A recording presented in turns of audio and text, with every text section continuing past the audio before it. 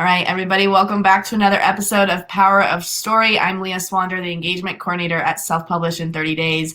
And today I'm so excited to have on the show Anthony Trucks, who has such a phenomenal story, and I want to let you share it. I don't want to give anything away, but you're a two-time published author, and you're obsessed with making shift happen. So I want to dive deep into that because I think that's an awesome saying, number one, but a really cool message behind it too. So tell us a little bit about your story and how you got to where you are now. Yeah, it's a long one, but we'll get it done. We'll make it the Reader's Digest version of it. So I was given away as a kid, and it kind of like always unsettled me. I think whenever you have something really traumatic happen at an early age that doesn't make sense, you kind of get unsettled. And so at that age, at 3 years old, I had like 3 siblings, and we kind of got thrust into this foster care system that kind of put us through the washing machine of crazy, we'll call it, and had a weird experience there, and it was tough. Then at 6 years old, after 3 years of a lot of just craziness, I ended up in a family that's my current family still, but I wasn't actually adopted for 8 years, and I grew up really poor and the only black kid in an all-white family, so I never quite understood who I was. Like, it just was always this weird dynamic of I'm this kid, like a leaf in the wind, floating around.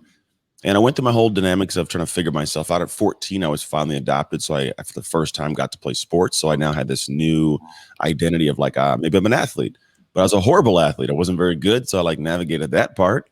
And I had this kind of pivotal moment in time where I decided like, I'm going to be great at this thing. And so I leaned in and did some interesting things at a young age that allowed me to build this sense of self that was unshakable. And I was really like confident. I was strong. I was a better athlete. And that turned into, over time, oddly, becoming a scholarship athlete at the University of Oregon for playing football. I ended up having a son at 20 years old, which was another part of my identity. I met my real dad at 20 years old, which was another part of my identity added on. And I had a grandparent I lost to cancer, a grandparent that I lost to suicide. A lot of weird dynamics there. Then I entered the NFL. NFL is a interesting monster all of itself. Like, there's a lot of highs and lows. It's a very difficult place to survive, literally survive, and thrive in some capacities. And in my 3rd year, I tore my shoulder, came home, and had a massive identity crisis of like, who am I without the game? So I was like, all these things kind of rolled up into a big burrito of crazy. And then I had 2 more kids. My wife and I had been married, high school sweetheart, ended up getting a divorce. Just everything went downhill. And then I unfortunately lost my mom in 2014, and it was just a big blow to like what am I supposed to do? I'm just here in this world, not really doing much. And I kind of had this first like sense of I got to be looking at life in a different way, because right now I'm not living it right. And I promised her in her deathbed I would figure my life out. And then if I did, I would find a way to pass it on to the rest of the world. I didn't know how. At the time, I'd owned this gym business. When I got out of the NFL, I opened a gym. And I was just navigating the crazy. And so what ended up happening was I got my life oddly back on track. It took like 3 years to really finally get myself to a point. And it was what I call like a true identity shift, but for the first time, a proactive one, a choice I'd made. I shifted into being the guy who I liked, who I enjoyed being around, who was a good dad, a good husband, a good coach, a good everything. And that turned into me like solving the problem of, I guess, my life, so to speak, in a certain way. And so the business was finally running well. I remarried my ex-wife that we were divorced for 3 years. And so we have an amazing marriage and everything's good. And so at this point, I now get to go into the world and take the things I've experienced and make not just sense of them, but make solutions of them and be able to give them back to people. Yeah, and you talk about like the shift happening, right? But I feel like in your story, it was like, you're shifting in places that you didn't expect to shift, or you didn't know how to. And I think, being an athlete as well, that was a hard part for me, of like shifting to life without sports. That's a really hard shift that I think a lot of people don't talk about, or at least prepare you for. So it's cool to see that you've, shifted your whole life, but now you're taking more proactive approach to it.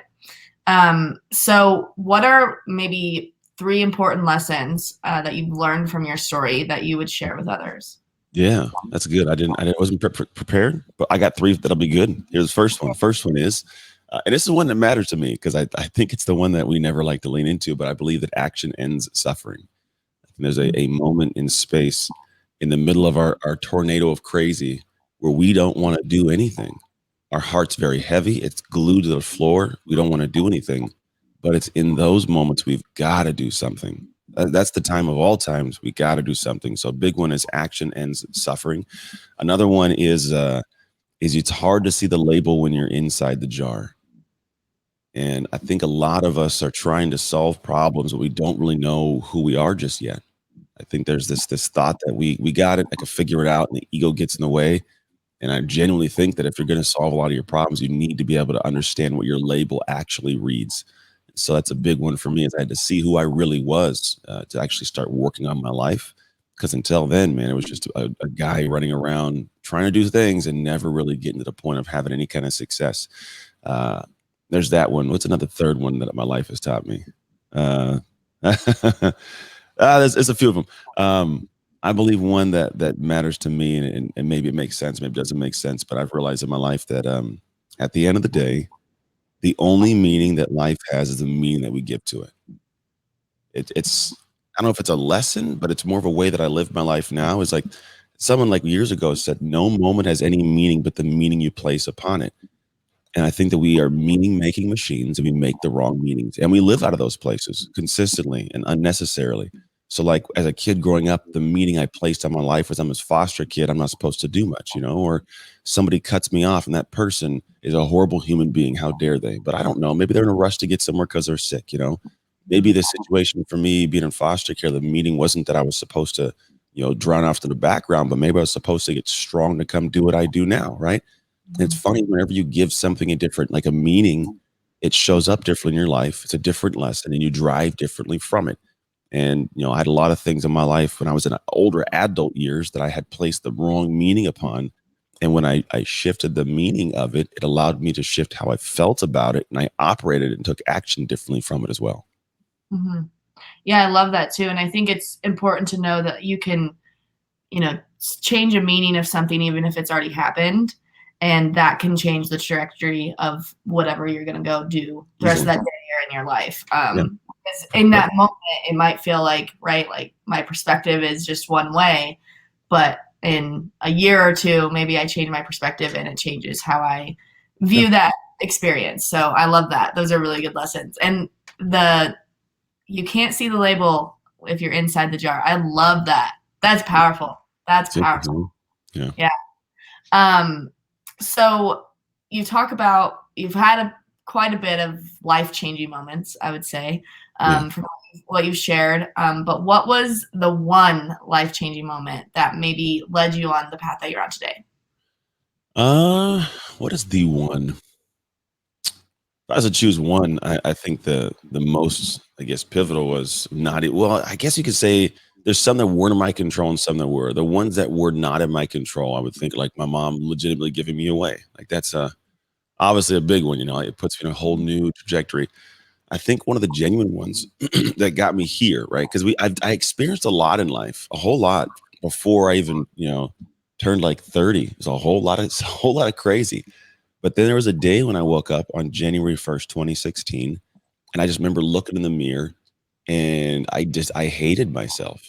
Like I just genuinely didn't like who I was. And I think we're all waiting for those catalyst moments. Something happens, the I don't know, the clouds open up and out flies a seahorse on fire. Like there's this moment. It's like, no, like I just woke up and I was like, I don't like this dude.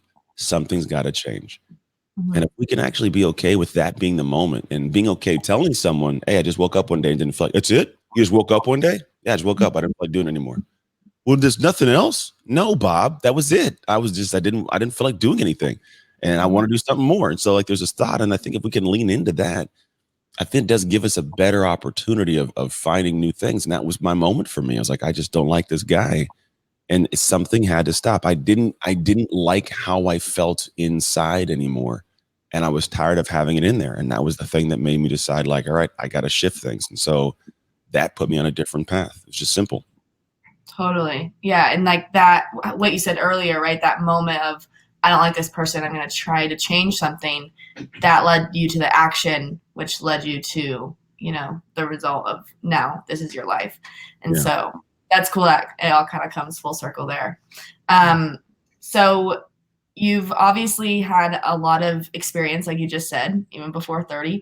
And so who have you met along the journey of an individual or a story of an individual that inspires you to keep going, or has just, changed the meaning of something in your life? Like a singular person. It could be a singular person. It could be a group of people, whoever's coming to mind. Yeah, I would probably say my adoptive mom was a big person, man. So when you go into foster care, the statistics for you doing anything great are very, very, very slim, because at the end of the day, we're really not, I guess, in my opinion, like we're not built to do well because we're not really shown we can. And then on top of that, usually if you look at statistics, like any prison in America, 75% of the inmates are former foster kids. Like it's not really something for us to do great, oddly. And so what I realized was like, man, we are these kids that are really just internally, we're just beat up. Like we don't feel like we can do very much. And it takes a special human to kind of bust you out of that bubble. And the reason I think a lot of those kids are in those situations and grow into that stage is because they create this massive emotional wall that no one gets behind. And there's this desire for retribution to the world. The world did horribly to me, therefore I'm going to give back to the world horribly. And so my adoptive mom, and she was really good at loving me past my crazy. Like she loved me out of the shell. And so without her, I think doing that, I don't quite think I'm the same person. I don't think I'm the same guy that decides to show up in a positive light. But there was something about how she showed up that allowed me to be a different person. I love that. Yeah, it's not even, someone who you just passed along the way. It was someone really in your life that made a huge difference, that inspires you. So that's really powerful. I love that. And last question for you. I know I've thrown a lot at you and you're not prepared. Oh no, I like this. That's actually good for me. It makes my brain think, which is fun. But no, we're good. Don't worry. What's the future of Anthony Truck's story? So what is on the horizon, or what are you aiming towards right now? It's a good question. What am I aiming towards right now? Man, I think it is. It's a matter of living a life that I feel has a sense of a legacy, some capacity. And I know that legacy is this thing where we're like, think like I'm going to live forever. Like it's not really that kind of thing when I think legacy. What I'm thinking is like something where my kids who are behind me, they can go into this world and be proud that I'm Pops. Like that's pretty much it. I just want my kids to be proud. Like if they go say that that's my dad, someone goes, oh, that was a good guy. Like if I can get that done, I've done something cool. That's the future for me. Outside of that, man, the future for me is showing up and pouring out whatever's in me in hopes that it fills other people's cups. I think that there's a lot inside of human beings that we choose to keep inside to ourselves. And I'm a guy that gets filled up as I pour out. So I enjoy just doing things. But yeah, the future of Anthony really is going to end up being like, can I continue to pour out whatever in the world it is that I got in me of happiness, joy, peace, perspective, wisdom, whatever may be floating around, in hopes that people go, man, it's cool. I enjoyed that from that guy, and then continue on. Right. And I think you're doing that in so many capacities, right? You're a 2-time author, you have a podcast, you're a speaker, and so you can pour out all of that stuff that's in you in so many different capacities, which in today's world, I think that's so cool, just because I'm a little bit of a nerd. But I appreciate all that you do. And so I want to talk about your books really quick. So there's 2 of them. We talked about them on Author Spotlight. So if you haven't listened to that episode, go listen to it. So the first book is kind of like your autobiography, if you will. And then the second book is about making shift happen. And I know that's not the title, but give us the title and more about how to make shift happen. Yeah. So the title is Identity Shift: Upgrade How You Operate to Elevate Your Life. And the purpose of the book was for me to give people both concept and application. And so like the concept of an identity shift is something people go, oh, okay, I get it at face value. But when you read the book, you really grasp like that's what it is. That's why it's important. That's why I have to do it. And then from there, some books will say, here's what you got to do. And then it's like, all right, go figure it out on your own. And I was like, no, I want to kind of teach people the things that we do. So we not just, I say we, it's the company. It's not just that I talk about this stuff, but it's actually a process behind how you do it. So I figured, why not just give people the process that we utilize called the shift method in the book? And so we took the simplistic threads of it and put it into the book in a way that allows people to actually go, okay, great, I get it. Now I see how to do it. Now we can proceed forwards. Yeah, I love that. I'm so excited to read it. I ordered my copy not that long ago. excited for that. Yeah. So where can the audience find more about your journey and follow along on the Power of Story? Whether that's Instagram or your podcast, or where can they find you?